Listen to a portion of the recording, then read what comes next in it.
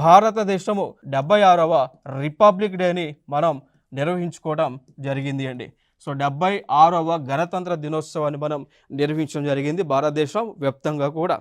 So ఇక్కడ ప్రతి సంవత్సరం కూడా మనం ఇండియాలో ఏదైతే రాష్ట్రపతి భవన్ ఏదైతే ఉందో, సో రాష్ట్రపతి భవన్ దగ్గర నుంచి ఇండియా గేట్ మధ్య ఈ యొక్క పెరేడ్ అనేటువంటిది రిపబ్లిక్ డేనా నిర్వహించుకుంటాం జరుగుతూ ఉంటుంది. ఓకేనా. సో ఏదో లైక్ ఫర్ ఎగ్జాంపుల్ మనం చూసుకుంటే ఇండియాలో రాష్ట్రపతి భవన్, ఇప్పుడు ఇటు సైడ్ మనకి ఈ పాయింట్ రాష్ట్రపతి భవన్ ఒక పక్క, ఇటు పక్క ఇండియా గేట్ అనేటువంటిది ఉంటా ఉంది. సో ఈ మధ్యలో ఒక రోడ్డు ఉంటుంది. ఆ రోడ్డుని కర్తవ్య మార్గ్ లేదా కర్తవ్య పథ్గా మనం పిలుస్తూ ఉంటాం ఆ రోడ్డుని. సో ఈ రోడ్లో పెరేడ్ అనేటువంటిది నిర్వహిస్తూ ఉంటారు. ఈ పెరేడ్లో భాగంగా భారతదేశానికి చెందినటువంటి మిసైల్స్ కానీ లేదా భారతదేశానికి చెందినటువంటి మిసైల్స్ కానీ, వెపన్స్ కానీ, యుద్ధ ట్యాంక్స్ కానీ ఇవన్నీ కూడా పెరేడ్లో భాగంగా పార్టిసిపేట్ చేస్తూ ఉంటాయి. అట్లా ఈ సంవత్సరము ప్రళయ్ అనేటువంటి ఒక మిసైల్ రావడం జరిగింది. ఇది మొట్టమొదటిసారిగా మనం చెప్పుకోవచ్చు అండి. ఓకేనా. సో ప్రళయ్ వెపన్, సో దీన్ని రిపబ్లిక్ డే అంటే లైక్ జనవరి 26, 2025 రిపబ్లిక్ డే పరేడ్లో ప్రదర్శించడం జరిగింది.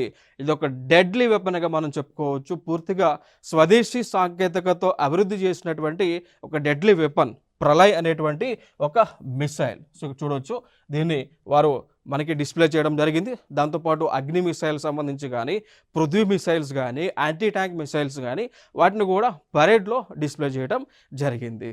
ఓకే. సో ఇది ఇంపార్టెంట్ అంశం. ఇంకోటి, ఇదే ప్రళయ్ అనేటువంటి వెపన్ ఏదైతే ఉందో భారతదేశానికి చెందినటువంటి తొలి బ్యాలిస్టిక్ మిసైల్గా మనం చెప్పుకోవచ్చు అండి. ఓకేనా.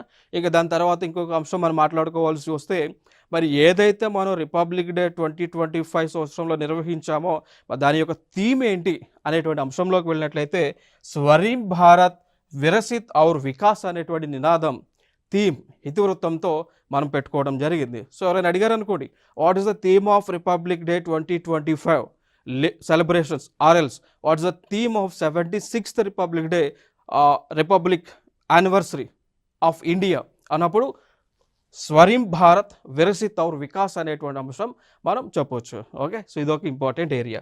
ఇక దాని తర్వాత మనం ఏం చేస్తాము అంటే, ప్రతి సంవత్సరము కూడా రిపబ్లిక్ డే సెలబ్రేషన్స్కు ఏదో ఒక దేశానికి చెందినటువంటి అధినేతను మనం చీఫ్ గెస్ట్గా పిలుస్తూ ఉంటాం. అట్లా మరి ఈ సంవత్సరము ఇండోనేషియా దేశానికి చెందినటువంటి ప్రెసిడెంట్ని మనం చీఫ్ గెస్ట్గా పిలిచాము. మరి ఆయన పేరు వచ్చేసి ప్రభోవో Subianto. So who is the chief guest of India's republic day 2025 అన్నప్పుడు ప్రభోవో సుబియాంటో. సో ఇండోనేషియా దేశానికి చెందినటువంటి అధినేత.